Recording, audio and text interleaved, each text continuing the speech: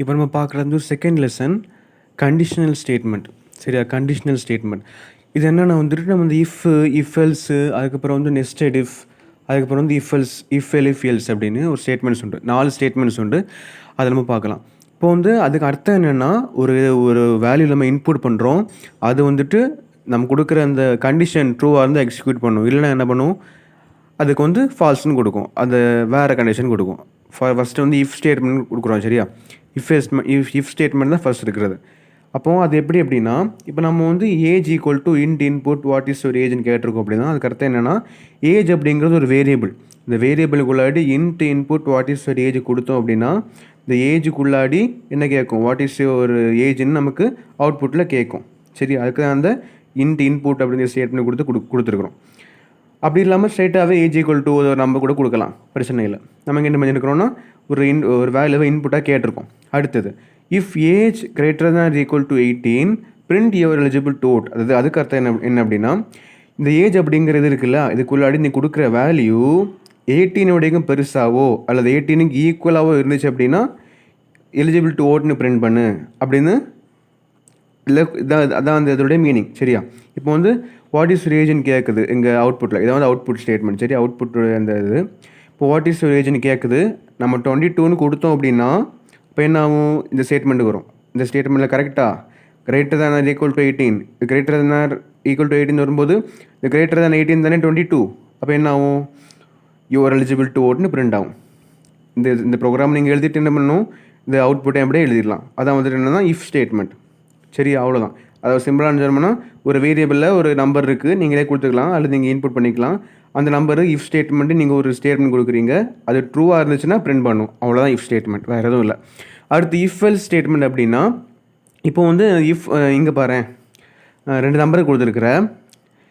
If number 1 greater than number 2 print number 1 is greater. சரியா? அப்படி ஒருவேளை இது இல்லை அப்படின்னா else print number 2 is greater. ஒருவேளை வந்து 1 வரைக்கும் 2 கிரேட்டராக இல்லைன்னா அதுக்கு அர்த்தம் என்னது, 2 தானே கிரேட்டராக இருக்க முடியும். அப்போ தான் அதுக்கு மீனிங். இப்போ பாரு 2க்கு ஒரு நம்பர் கொடுத்தாச்சு. இப்போ if number 1 greater than number 2 print number 1 is greater. அப்படி இல்லைன்னா அதான் எல்ஸ்னு அர்த்தம். Else print number 2 is greater. இப்போ அவுட்புட்டில் என்ன வரும் அப்படின்னா, ஆல்ரெடி கொடுத்தாச்சுல, அப்போ என்ன கேட்காது, நம்ம அங்கே வந்த மாதிரி இந்த இது இன்புட்டு கேட்காது.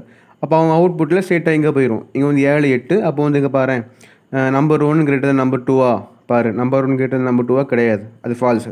இப்போ அப்படி இல்லைனா அர்த்தம் என்னது, நம்பர் 2 இஸ் கிரேட்டர் நம்பர் 1. அப்போ என்ன வரும், எல்ஸில் நம்பர் 2 இஸ் கிரேட்டர். அப்படி தானே, அது அப்படியே பிரிண்ட் பண்ணும். சரியா? அது சிம்பிளான சொன்னால் இந்த 2 ஸ்டேட்மெண்ட் இருக்கும். இஃப் ஸ்டேட்மெண்ட் கரெக்டாக இருந்தால் அதை பிரிண்ட் பண்ணும். அப்படி இல்லை அப்படின்னா எல்ஸுக்கு போயிடும். எல்ஸுக்குள்ள என்ன இருக்கோ அது பிரிண்ட் பண்ணிடும். அதான் வந்து இஃப் எல்ஸ் ஸ்டேட்மெண்ட். அடுத்து நம்ம பார்க்குறது இஃப் எலிஃப் எல்ஸ். சரியா? இஃப் எலிஃப் எல்ஸ் அதுக்கு அர்த்தம் என்னது அப்படின்னா, இப்போ நம்ம வந்து இஃப் ஸ்டேட்மெண்ட் பார்த்தோம், இஃப் எல்ஸ் ஸ்டேட்மெண்ட் பார்த்தோம். இஃப் எலிஃப் எல்ஸ் அப்படின்னா நிறைய கண்டிஷன்ஸ் இருக்கலாம். ஃபார் எக்ஸாம்பிள் நான் சொல்கிறேனே, ஒருத்தரை பார்த்தோன்னே அது வந்து அது ஒரு நாயான்னு கண்டுபிடிக்கிறதுக்கு நீ வந்து என்னதான் இருக்கும். ஒருவேளை அதுக்கு மீசை இருந்துச்சுன்னா அது ஒரு நாய், அதுக்கு வந்துட்டு மீசை இல்லை அப்படின்னா அது பூனை. ஃபார் எக்ஸாம்பிள் சொல்கிறேன்னு, மீசை இல்லைனா நாய், மீசை இருந்தால் பூனை. அப்படி நம்ம இஃப் அது கண்டிஷன் மாறிட்டே இருக்கும் இல்லையா, ஒரு கண்டிஷன் அல்லது அடுத்த கண்டிஷன் அப்படி இருக்கும் இல்லையா, அதே மாதிரி தான். இங்கே பாரு, mark equal to input enter mark. அப்போ வந்து அவுட்புட்டில் வந்து மார்க் கேட்கும் நமக்கு, இல்லை ஒரு நம்பரமே என்டர் பண்ணுறோம். If mark equal to 100, mark வந்து 100க்கு ஈக்குவலாக இருந்துச்சுன்னா செண்டம்.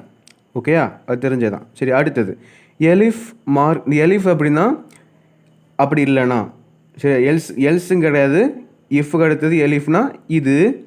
அப்படி இல்லை அப்படின்னா இந்த இங்கே வந்துடும், எலிஃப்க்கு வந்துடும். இப்போ எலிஃபில் பார்க்கும், மார்க் கிரேட்டர் than 50 இருந்துச்சுன்னா பிரிண்ட் ஆவரேஜ்னு பிரிண்ட் பண்ணுவோம். அப்படி இல்லைனா கூட எலிஃப் அப்படியும் இல்லாமல் மார்க் லெஸ்ஸர் தேன் 20னா பிரிண்ட் புவர்.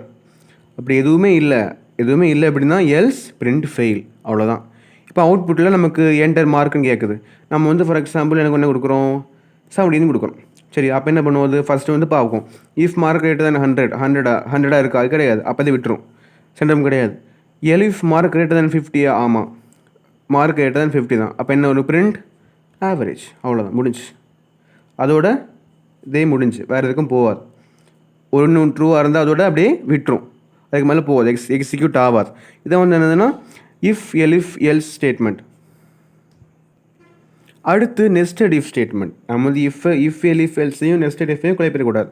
இப்போ வந்து நெஸ்டட் இஃப் ஸ்டேட்மெண்ட் என்ன அப்படின்னா, ஒரு இஃப்க்கு உள்ளாடியே இன்னொரு இஃப் இருக்கும். பாரு, எக்ஸாம்பிள் பாரு. இஃப் நெஸ்டட் இஃப்பில் m equal to input enter mark. சரி, அப்போ அவுட்புட்டில் என்டர் மார்க்னு கேட்கும், நம்ம நம்பரை இன்புட் பண்ணுவோம். அதில் அதை வந்து எம்ங்கிற வேரியபிள் இருக்குது. அடுத்து இஃப் எம் கிரேட்டர் தேன் 40, இப்போ நம்ம கொடுக்குற நம்பரு 40 வரைக்கும் கிரேட்டராக இருந்துச்சு அப்படின்னா யூ ஆர் பாஸ். சரியா, இப்போ வந்து இது ட்ரூ ஆயிடுச்சு, எனக்கு அதோட போதாது, இது ட்ரூவாக இருந்துச்சுன்னா எனக்கு கொஞ்சம் கூட கண்டிஷனையும் நான் என்ன பண்ணணும், பார்க்கணும். இப்போ நம்ம வந்து இஃப் எலிஃப் எல்ஸில் பார்க்கும்போது அங்கே என்னாச்சுன்னா ஒரு ஸ்டேட்மெண்ட் கரெக்டாக இருந்துச்சுன்னா அவ்வளோதான், அதுக்கு மேலே போகாது. ஆனால் நெஸ்டட் இஃப் அதுக்கு அர்த்தம் என்ன அப்படின்னா, ஒரு இஃப் கரெக்டாக இருந்துச்சுன்னா அந்த இஃப் உள்ளாடி வேறு ஏதாவது இஃப் வச்சுக்கலாம். இப்போ அது ட்ரூவாக இருந்துச்சு அப்படின்னா அதுக்கு உள்ளாடி இன்னும் கொஞ்சம் ஸ்டேட்மெண்ட் கொடுத்து அதுக்கும் நீ பார்த்துக்கலாம். ஃபார் எக்ஸாம்பிள் பாரு, இது எம் கிரேட்டர் தேன் 40 அப்படி இருந்துச்சுன்னா பிரிண்ட் யுவர் பாஸ்ன்னு வரும். கிரேட்டர் தேன் 40 இருந்துச்சு அப்படின்னா யுவர் பாஸ்ன்னு வரும். அதுக்கு அடுத்தது இந்த ஸ்டேட்மெண்ட் ட்ரூவாக இருந்துச்சு அப்படின்னா திருப்பி இன்னொரு ஸ்டேட்மெண்ட் கொடுத்துருக்க, என்னது if M equal to 100 print centum. சரியா, 40 இருந்தால் பாஸு, அதுக்கடுத்து இன்னொரு ஸ்டேட்மெண்ட் கேட்குது, எம் வந்து ஈக்குவல் டு 100 இருந்துச்சுன்னா, மார்க் 100 இருந்துச்சுன்னா பிரிண்ட் சென்டம். அப்படி இல்லைனா எல்ஸ் பிரிண்ட் குட். சரியா, இந்த இஃப்பும் இந்த எல்ஸுமே இந்த இஃப்புக்குள்ளாடி வரக்கூடியது. சரியா, இதெல்லாம் ஒரே செட்டு.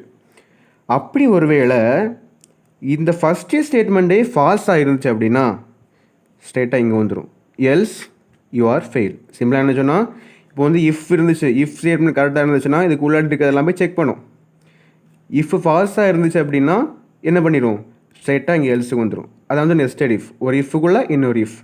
இப்போ வந்து அதோட அவுட்புட்டை பார்த்துக்கோ. அவுட்புட்டில் நம்ம வந்து என்டர் மார்க்கில் என்ன கொடுக்குறோம், 18 கொடுத்தாச்சு. சரியா, இப்போ ஃபஸ்ட்டு ஸ்டேட்மெண்ட் ஃபஸ்ட்டு இங்கே இருக்க இஃபை செக் பண்ணும். எம் கிரேட்டர் தேன் 40, ஆமாம் 80னா என்னது கிரேட்டர் தேன் 40 தானே. இப்போ என்ன பண்ணும், யூஆர் பாஸ்ன்னு பிரிண்ட் பண்ணிடும். அதுக்கு அடுத்தது இஃப் அது ட்ரூ ஆகிடுச்சுல, திருப்பி என்ன பண்ணணும், அந்த இஃப்புக்குள்ளே இருக்க அடுத்த இஃப்க்கு போகும். இப்போ பாரு, இஃப் எம் ஈக்குவல் டு 100 அது ட்ரூவா இல்லை, கிடையாது, என்னது சென்டம் கிடையாது, அப்போ அது கிடையாது, இதை பிரிண்ட் பண்ணாது. அதுக்கு அந்த இஃப் உள்ளாட இன்னொரு எல்ஸ் இருக்குல்ல, அப்போ என்ன பண்ணுவோம், இந்த எல்ஸில் போய் பார்ப்போம். எல்ஸில் உள்ள என்ன இருக்குது, பிரிண்ட் குட். அப்போ என்ன ஆகும், குட்னு பிரிண்ட் பண்ணும். இந்த எல்ஸுக்கு போகாது, இதுக்குள்ளாடியே முடிஞ்சிடும். சரியா, இன்னொரு வாய்ப்பு இருக்குது, என்னென்னா இஃப் ஒரு அவுட்புட்டில் என்டர் மார்க்லைன் 20 கொடுத்த அப்படின்னா ஃபஸ்ட்டு ஸ்டேட்மெண்ட்டே தப்பு. எம் கிரேட்டர் தேன் 40 தப்பு, நீ பாஸே ஆகலை, யுவர் பாஸே ஆகலை. அப்போ என்ன ஆயிரும், என்டர் மார்க் வந்து இந்த ஸ்டேட்மெண்ட் தப்பாக இருந்துச்சுன்னா ஸ்ட்ரைட்டாக எல்ஸுக்கு வந்துடும். இங்கே என்ன இருக்குது, பிரிண்ட் யுவர் ஃபெயில். அப்போது அவுட்புட்டில் யுவர் ஃபெயில்னு பிரிண்ட் பண்ணும். அதான் வந்து நெஸ்டட் இஃப். சரியா, இப்போ சிம்பிள் தான். நான் அந்த 4 ஸ்டேட்மெண்ட் பார்த்தோம். இஃப் ஸ்டேட்மெண்ட் பார்த்தோம், இஃப் எல்ஸ் பார்த்தோம், இஃப் எலிஃப் எல்ஸ் பார்த்தோம், நெஸ்டட் இஃப் பார்த்தோம்.